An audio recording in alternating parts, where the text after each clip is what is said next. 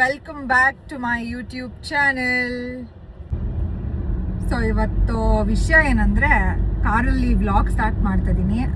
ಡಿನ್ನರ್ಗೆ ಆಚೆ ಹೋಗ್ತಾ ಇದ್ದೀವಿ. ಸಾಯಂಕಾಲ 6:30 ಆಗಿದೆ. 6:30ನಲ್ಲೂ ಸಮ್ಮರಲ್ಲಿ ಇಲ್ಲಿ ಬಿಸಿಲಂಗಿದೆ ಅಂತ ನಿಮಗೆ ತೋರಿಸ್ತೀನಿ. ಸೊ ಹಂಗೆ ಬಿಸಿಲು ಫುಲ್ ಮಧ್ಯಾಹ್ನ ಥರ, ಮಧ್ಯಾಹ್ನಕ್ಕಿಂತನೂ ಜಾಸ್ತಿ ಇದೆ. ಆಲ್ಮೋಸ್ಟ್ 8:30-9ವರೆಗೂ ಸ್ವಲ್ಪ 9ಇಂದ ಸ್ವಲ್ಪ ಕಮ್ಮಿ ಆಗುತ್ತೆ. ಬಟ್ 8 o'clockವರೆಗೂ ಹೀಗೆ ತುಂಬ ಬಿಸಿಲಿರುತ್ತೆ. ಸೊ ಇವತ್ತು ಆಫೀಸ್ ಮುಗಿಸ್ಕೊಂಡು ಮನೆಗೆ ಬಂದು ಸ್ವಲ್ಪ ಏನಾದರೂ ಲೈಟಾಗಿ ಏನಾದರೂ ಸ್ನ್ಯಾಕ್ ಥರ ತಿನ್ಕೊಂಡು ಮತ್ತು ಡಿನ್ನರ್ ತಿನ್ನೋಣ ಅಂತ ಆಚೆ ಹೋಗ್ತಾಯಿದ್ದೀವಿ. ಸೊ ಎಲ್ಲಿಗೆ ಹೋಗ್ತಾಯಿದ್ದೀವಿ, ಯಾವ ಹೋಟೆಲ್ಗೆ ಹೋಗ್ತಾಯಿದ್ದೀವಿ, ಏನು ತಿಂತೀವಿ, ಆ ಒಂದು ರಿವ್ಯೂ ಕೂಡ ಮಾಡೋಣ ಅಂತ ಈ ವ್ಲಾಗಲ್ಲಿ ನಾನು ಸ್ಟಾರ್ಟ್ ಮಾಡಿರೋದು. ಸೊ ಬನ್ನಿ ನನ್ನ ಜೊತೆ ಹೋಟೆಲ್ಗೆ ಹೋಗಿ ಊಟ ಮುಗಿಸ್ಕೊಂಡು ಬರೋಣ.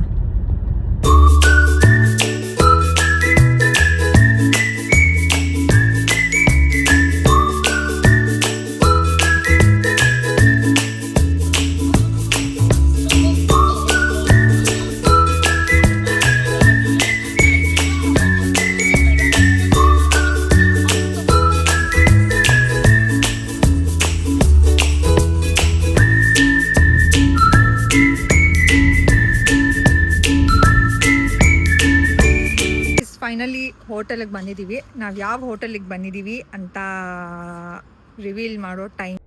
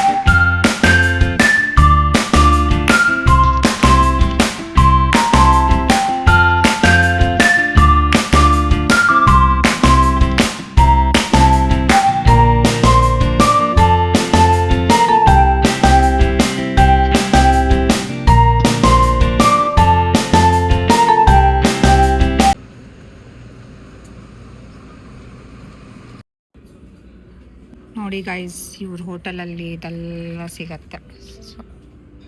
ಸೂಪು, ವೆಜ್ಜು, ನಾನ್ ವೆಜ್ಜು ಎಲ್ಲ ಇದೆ.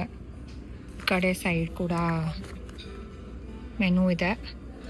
ಇದರಲ್ಲಿ ನಾವು ಒಂದು ಸೆಲೆಕ್ಟ್ ಮಾಡಿ ತೊಗೊತೀವಿ. ನಾವೇನು ತೊಗೊತೀವಿ ಅಂತ ನೆಕ್ಸ್ಟ್ ತೋರಿಸ್ತೀವಿ.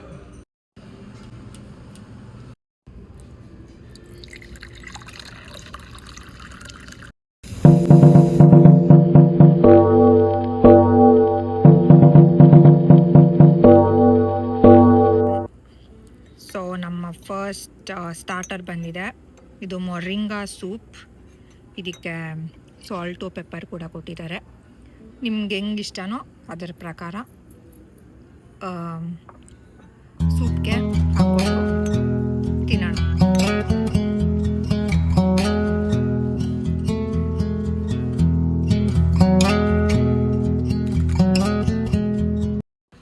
ಇಲ್ಲಿ ಮಕ್ಕಳು ಬಂದ್ರೂ ಆರಾಮವಾಗಿ ಕೂತ್ಕೊಂಡು ತಿನ್ಬೋದು.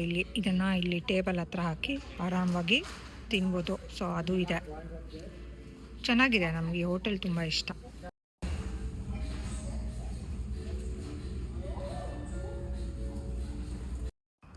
ಸೊ ಗೈಸ್, ಈಗ ಜಸ್ಟ್ ಆಚೆ ಬಂದ್ವಿ. ನೀವು ನೋಡ್ದಂಗೆ ಇವ್ರಿಗೆ ಅವಾರ್ಡ್ ಎಲ್ಲ ಬಂದಿದೆ. Best hotel in Georgia award consecutive ಇಯರ್ಸ್ಗೆ 22, 24, 25 ಆ ಥರ. ಸೊ ನಾನು ಹೇಳಬೇಕಂದ್ರೆ ನಾವು ಊಟ ಮಾಡಿದ್ದು ತುಂಬಾ ಚೆನ್ನಾಗಿತ್ತು. 10ಗೆ 9.5 ಅನ್ನೋ ಒಂದು ಸ್ಕೋರ್ ಕೊಡ್ಬೋದು ಈಸಿಯಾಗಿ.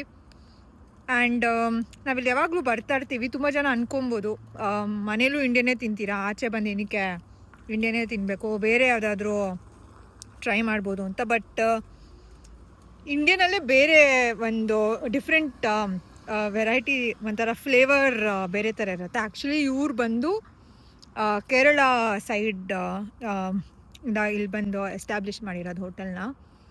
ಸೊ ಇವ್ರದ್ರಲ್ಲಿ ಅಪ್ಪಮ್ ಅಂತ ಒಂದು ಸ್ಪೆಷಲ್ ದೋಸೆ ಟೈಪ್ ಸಿಗತ್ತೆ, ಒಂಥರ ಹಿಂಗೆ ಕರ್ವ್ ಆಗಿರೋದು. ಅದು ಫೇಮಸ್ಸು, ತುಂಬ ಸಲ ತಿಂದಿದ್ದೀವಿ. ಇವತ್ತು ಬೇರೆ ಟ್ರೈ ಮಾಡೋಣ ಅಂತ ನಾನಿವತ್ತು ಕಲ್ಲು ದೋಸೆ ಅಂತ ಒಂದು ಮೆನುನಲ್ಲಿ ಇತ್ತು, ಅದ್ರ ಜೊತೆ ವೆಜ್ ಕೂರ್ಮಾ. ಆ್ಯಂಡ್ ಸೊ ನಾನು ವೆಜಿಟೇರಿಯನ್, ಸೊ ನಾವೆಲ್ಲಿ ಬಂದರೂ ಜಾಸ್ತಿ ವೆಜ್ ಫುಡ್ಡೇ ಟ್ರೈ ಮಾಡೋದು. ಸೊ ಅದರಲ್ಲೂ ಸ್ವಲ್ಪ ಇಂಡಿಯಾಯಿಂದ ಆಚೆ ಇರೋರಿಗೆ ಆ ಇಂಡಿಯನ್ ಫುಡ್ಡಿನ ಬೆಲೆ ತುಂಬ ಚೆನ್ನಾಗಿ ಅರ್ಥ ಆಗ್ಬಿಡುತ್ತೆ ಬಂದು ಕೆಲವೇ ತಿಂಗಳಲ್ಲಿ. ಸೊ ಅದರಲ್ಲಿ ನಾನು ಒಬ್ಬಳು. ಇಂಡಿಯನ್ ಫುಡ್ಡಿನ ಬೆಲೆ ತುಂಬ ಚೆನ್ನಾಗಿ ಅರ್ಥ ಆಗ್ಬಿಟ್ಟಿದೆ, ಅರ್ಥ ಮಾಡ್ಕೊಂಬಿಟ್ಟಿದ್ದೀನಿ, ಅರ್ಥ ಮಾಡಿಸಿದೆ ಈ ದೇಶ ಅಂತ ಹೇಳ್ಬೋದು. ಅಂದರೆ ಈ ದೇಶ ಅಂತ ಅಲ್ಲ, ಇಂಡಿಯಾ ಬಿಟ್ಟು ಬೇರೆ ಯಾವುದೇ ಕಂಟ್ರಿನಲ್ಲಿ ಇದ್ರೂ ನಿಮ್ಗೆ ಅದೊಂಥರ ಗೊತ್ತಾಗ್ಬಿಡತ್ತೆ ಬೆಸ್ಟ್ ಇಂಡಿಯನ್ ಫುಡ್ ಎಲ್ಲಿ ಸಿಗತ್ತೆ ಆ ಥರ. ಸೊ ಈ ರೆಸ್ಟೋರೆಂಟ್ಗೆ ನಾನು 9.51 ರೇಟಿಂಗ್ ಕೊಡ್ಬೋದು. ತುಂಬಾ ಚೆನ್ನಾಗಿತ್ತು, ಹೊಟ್ಟೆ ಫುಲ್ ತುಂಬಿಟ್ಟಿದೆ.